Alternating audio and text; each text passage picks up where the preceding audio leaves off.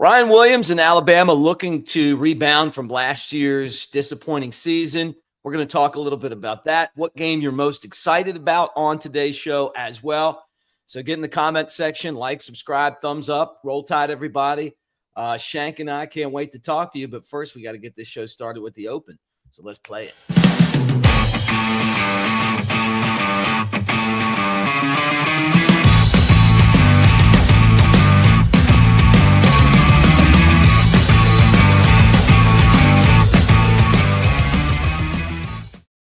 All right, the Bama Tailgate Show. Alphonse Taylor, you know him as Shank. I'm Mick Gillespie. Fresh back from a vacation, but I'm getting you right into I'm pushing you right into the fire here. Ryan Williams, Mobile guy, everybody knows Hollywood, on with Jon Gruden, and you liked some of the stuff that you heard these guys talking about. Oh, yeah, man, I really did. I know previously on the show we talked about the possibility of his Heisman campaign and everything, but with all that aside, man, I want to jump behind Ryan Williams' campaign and the things that he put out there with this interview with Jon Gruden, dog. And I'm gonna stand 10 toes with him. My man said they coming into the season with red eyes. With red eyes. And, he said the game against Vanderbilt, they won't see it as a revenge game. They're going to smash an ant with a sledgehammer. My God, I can run through a brick wall right now. Let's go, son. Yeah. Come on, man. That's good stuff right there. And I think it's even deeper for me, man, because I understand what it's like coming into a season after having a disappointing season, man. Yeah. I understand that off-season grind and the intensity, and I can only imagine for him, this is only his second year in. And so to have this type of feeling early on, man, there's something we always used to say, hungry dogs run faster, right? Yeah. Hungry dogs run faster. And so I think they have a type of hunger right now, man, that's going to drive them this season. Because I remember that off season after the kick six, man. I remember it. Disappointing. It was disgusting, but everybody had a different type of hunger about them. It was no excuses. Like your ass was gonna show up and work, or you getting out the way. Yeah. And I feel like they're approaching the off season with that type of intensity, man. And I'm excited about it. I think they got the right mindset. Who were the guys on your team that held each other accountable? I mean, I've heard Coker tell some of these stories, but in your eyes, when you played coming back after a bad season, or maybe not, just keeping the mentality, the Alabama mentality, who were those guys and what kind of stuff did they say to help motivate people that might not have given the effort that everyone expected them to give, have the right attitude? But our boy Ryan Anderson was one of them for sure. Was he? He was one of them for sure. Just because, man, he didn't mince words. He meant what he said, and he said what he meant, man. And he wasn't afraid to get on nobody's ass at any given time, man. And we're talking about 2015. We're at our peak. We're at our peak. Is that class is at our peak, man? We were just ridiculous, just animals. You had Ryan Anderson. You had guys like Jonathan Allen. You know what I'm saying? Honestly, that defensive, I feel like that defensive line was the center of leadership for that 2015 team, dog, just because they were absolutely ridiculous and got after it. And of course, the O line up front, but I feel like O line for us, we weren't as vocal as some of the D line guys were. We showed up and worked. I was an energy guy, but when it came to just consistent leadership, man, you could always look towards that D line group. They were always bringing it. And so I'll definitely have to give it to Ryan Anderson and some of those guys. And I think Jake stepped in and said what he needed to say when it needed to be said. Right. But I think, like I said, when you're talking about a disappointing offseason and you didn't get it done, and going into that 2015 year, man, it was different. Yeah. Guys approached everything different. It was like feast or famine. And, there were no excuses. I know, like, for me, my own personal battles, 2015, I was fighting for a starting spot. Right. Yeah, like, I was coming in just wanting to prove myself. And I think you look around, that was happening at every position. Wow. That was literally happening at every position. Like, guys wanted to proved themselves so bad, and it was just feast or famine, and everybody was just giving everything they had every time we showed up. And you know, you can look at that season and the way we played and go back and rewatch those games, man, and you can see the outcome of that season, and you can tell like it was just different. It was different, and I'm hoping that's what we getting from my boy Ryan Williams right here, because I want to be Yeah. part of that campaign, because I know that hungry feeling. I know having it right there in front of you and it being snatched away. I know it, man. And so I'm hoping those guys are coming with that type of enthusiasm the entire offseason. Yeah. It feels like that. I mean, everybody that we heard from at the end of the season was disappointed. You know, the guys we ran into at the Senior Bowl, disappointed. Tim Smith, disappointed about the season. Um, CJ Dupree, disappointed. I mean, you talk to these guys, and they weren't happy about it. You know, Tyler Booker, disappointed. I mean, they're all gone. And then the players that you hear from now, that talk to the media, Tyler Brailsford, disappointed. You know, we want to do better, and there's a lot of expectations when you're at Alabama. I mean, you know, just it doesn't matter what year. Every team, everybody expects you to win a national championship. But last year, the standard fell a little bit further back than just losing games, just because of the way, in my opinion, the Oklahoma game and the in the Michigan game turned out, because they didn't play a good game. You know, it wasn't the winning loss, right? But you Right. just could tell that didn't feel like the process to me. Right. Man, I think that's the issue with everybody, man, is that uh, we're not so much mad about the losses. It's just anybody that watched those games is just like, that wasn't our best. Yeah, It sucks losing games when you don't even put a product you don't recognize on the field in the first place, right? yeah, And so you go back and look at those games, man. It's just like this. We know we can be so explosive as an offense. Like you watch us against LSU last year, we're just absolutely having our way in the run game, and then you watch us in other games, and we can't even get the ball 5 yards down the field. yeah, Man, so I think the inconsistencies, man, and just the way everything played out in those losses was the most frustrating part about it all. Just because we were right there, even playing our worst games, we were in the mix. yeah. Oh Even yeah, playing, and it's so frustrating. Man, so I think that's everybody's the biggest thing. That's what it is for me anyway. Because like I want an identity. I'd be so much better if we had something that we stuck to, that we called our own, and we put on the field consistently. And Mhm. then it just didn't work because somebody outcoached us, and they made a workaround. But what we got on the field was inconsistent play calling. You know what I'm saying? Yeah. Just patchy all over. It just, what was our identity as an offense overall? Ryan Williams was explosive. Um, Jalen Milroe was explosive at times, but what do we do good consistently that we could call our own? That when we got into a rut, that we can fall back on because it was going to absolutely work. I You know know, what you're we getting to. What do you want you, it to be? What do you want it to be? run the damn Not ball, run the damn ball. I knew where run the you were going damn with this. ball. It's simple as that. Yeah. 2015, man. You go back and look when shit got hard, dog. We put the ball on the ground, Hmm. and we did it consistently, and we stuck to it. We took those 2-3 yard gains, Yep. and we did it over and over and over again. And then, oh my God, look at that, Jacob Coker, 65-yard bomb. Hey, it's the oldest testament in the book of football. Yeah.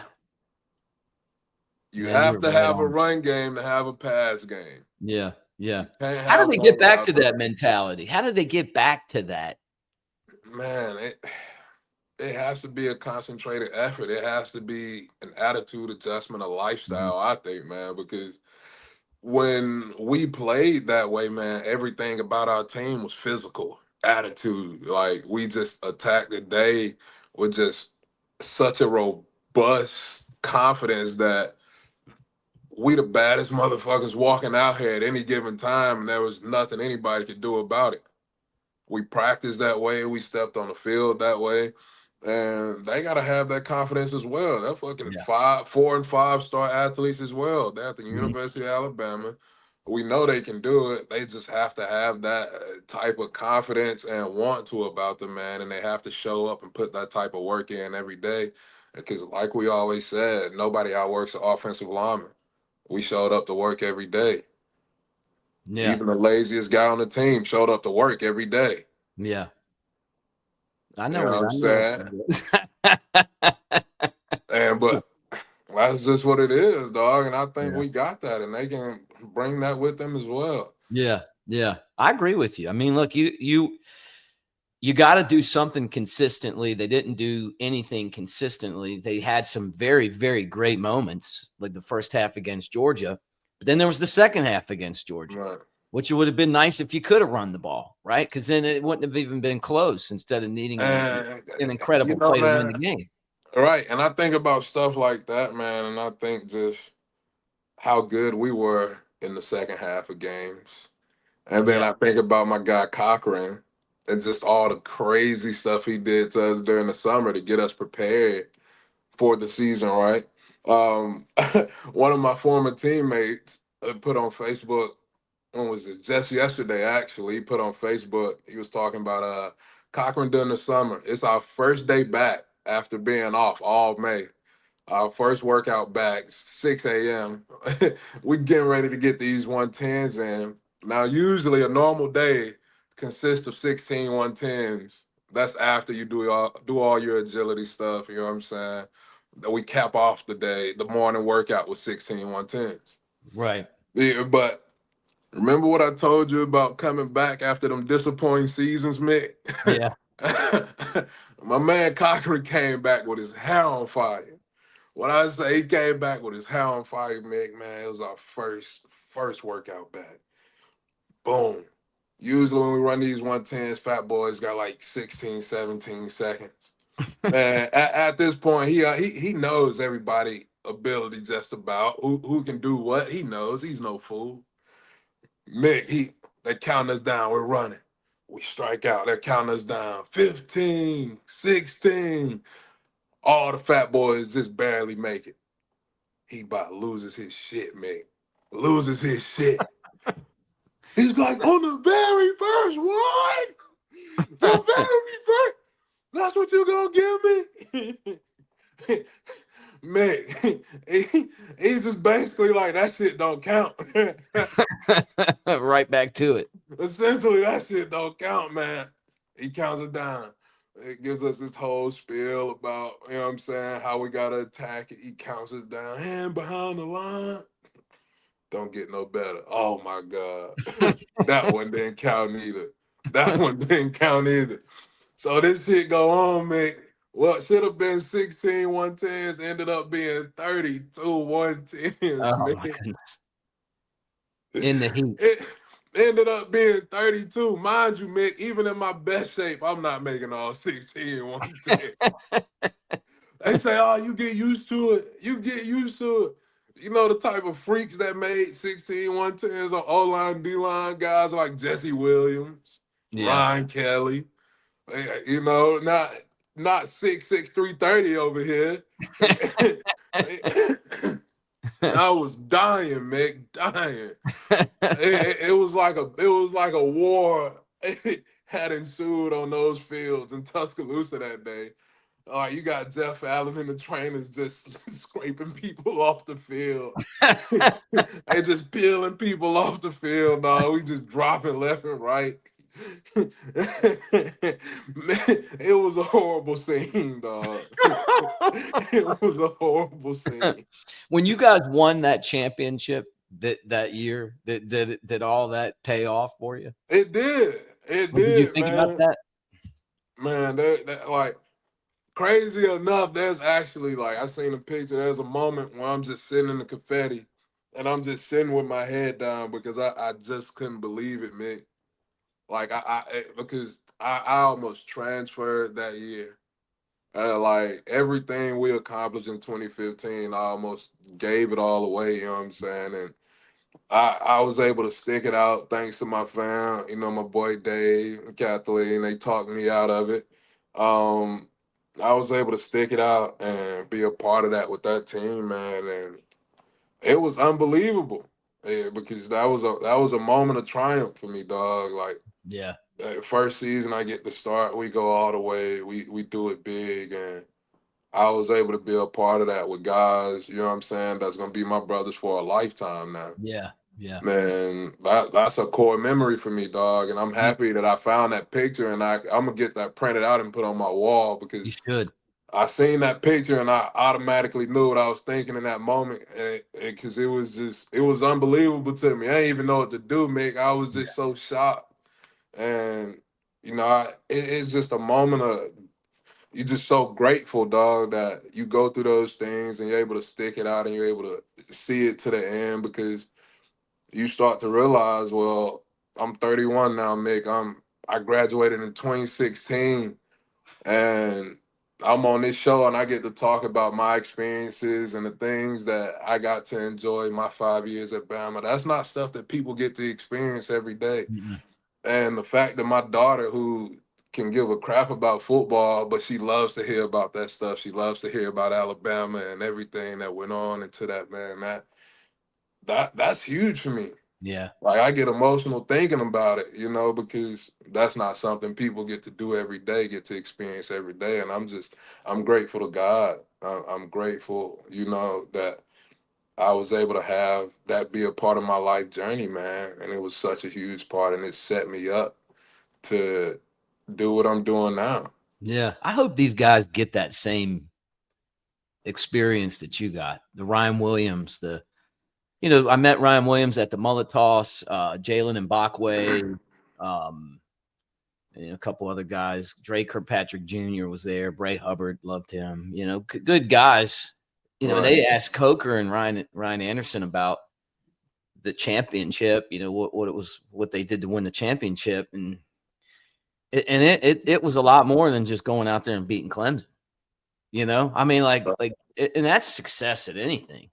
Yeah. And that's going to be, to me, one of the biggest challenges for Alabama is finding a way to be elite again. They're good, but they could slide back. I mean, look at Oklahoma. I mean, you can go back, Right. you can take Right. another step back, but for them to be Alabama, they're going to have to take a step forward. And I certainly think that having Brian Grubb there is going to help. But I love to hear these guys' mentality. I just hope they put the work behind the words. Absolutely. And I think they will, man. I think that what happened last season, those losses, like they were embarrassing losses. Let's call a spade a spade. We don't lose to Tennessee. We can't make that a thing. Yeah. We absolutely don't lose to Vanderbilt. You know, Oklahoma. We know how bad Oklahoma's been, and we shouldn't lose to those people, and they know that. Yeah. And so they don't need us breathing down their neck. They understand, and they know that, and I think it kind of makes me happy that they know that because Yeah. that tells me the standard is well and alive, Mick. Yeah. That Well, that you tells guys, me it's there's good. guys on that team in that building that understand that what happened last season is simply not good enough. Yep. Yep. Yep. All right. Final thing on today's show. First, though, let me remind you guys before we get into our game we're most excited for, that we're brought to you by Pearl River Resort, Philadelphia, Mississippi. Just got back there with Jake. We hung out. Steve Azar, Bo Bounds, Matt Perkins, all our gang was down there. We had a good time. And Dancing Rabbit Golf Course looks amazing. It's an hour and a half from Tuscaloosa, 2 and change from Birmingham, not far from anywhere, but it's the Augusta you can play, and you don't need a membership to go. It's fantastic. And then while you're there, Silver Star and Goldman Casino, amazing slots, table games, roulette, all that kind of stuff, plus the sports book, the Timeout Sports Lounge right there at Golden Moon Casino, and some great concerts coming up this year as well. All right, Shank, game you're most excited about on the schedule. Look at that right there. There's the Woo! schedule. Tennessee, I ain't even got to tell you. Give me Tennessee, baby. Tennessee and Tuscaloosa, huh? Tennessee and T-Town. Hey, man, look, I plan on being there.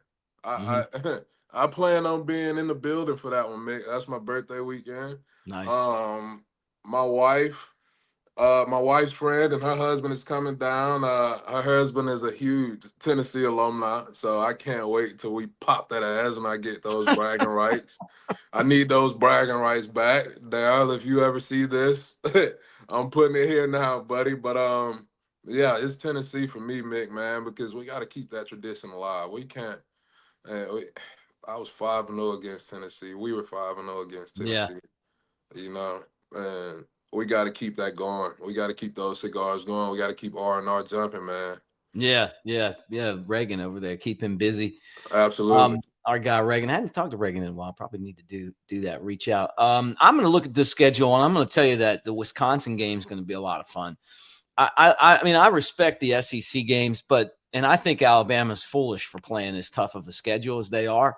Although some of the experts are saying that the back end of the schedule is going to be a lot easier, but we don't know that. I mean, that's just what they're saying. But I love that. I love the helmet matchup. I love that Wisconsin's fans get to come to Tuscaloosa and experience it. And yeah, I also think it's cool that you can get two big time programs to play each other home and home. I hope that continues because I love. We're gonna need it with all the NIL stuff going on. We're gonna need that type of matchup to keep football alive, dog. Yeah. Like we're gonna need more of that stuff. If it's gonna be all about money, then we need to get some cross conference play. We need to get some unusual matchups going and make it spicy.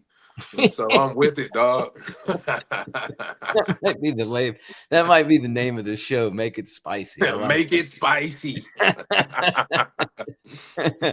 Hey guys, don't forget newlifeart.com. We're brought to you by New Life Art. Our promo code is Bama Tailgate, 20% off anything at newlifeart.com right now. And I've got my Daniel Moore print up right here. That's the 92 print. And so nice. even as I'm off working out of state, I still got my Daniel Moores to keep me with that home feel. So you guys do the same thing. I always tell you to pimp out your man cave. You can do it at Daniel Moore, 20% off. Shank's going to have his picture behind him sometime soon. I just got to go by and pick it up. But you know all about these. How about when you go in the stores and in restaurants and people's houses, like you can just I can just sit there and stare at them because I can find something I didn't notice the last time I looked at them. You know what I mean? I'm excited to get my own. Yeah, I'm ready for it. We'll get you a whole wall of them like the studio. Let's do it. Hey guys, again, thank you to Pearl River Resort, Philadelphia, Mississippi. You got the Golden Moon Casino or the Timeout Sports Lounge and the Golden Moon Casino. It's a Vegas-style sports book, just like when I was out in Vegas a couple of months ago, except it's in your backyard. College baseball, you can bet on those games. College World Series, Bama unfortunately out. Bama softball out, but you know what? There's lots of other stuff going on.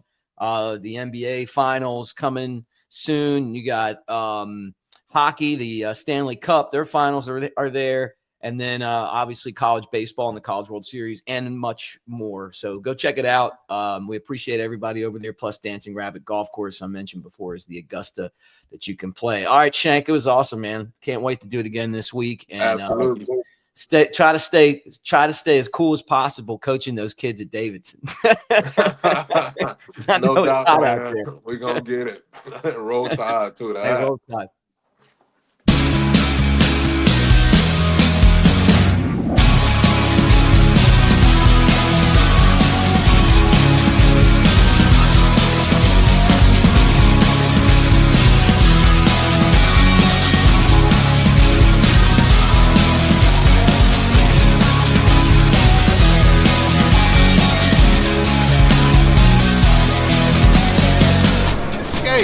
To Pearl River Resort.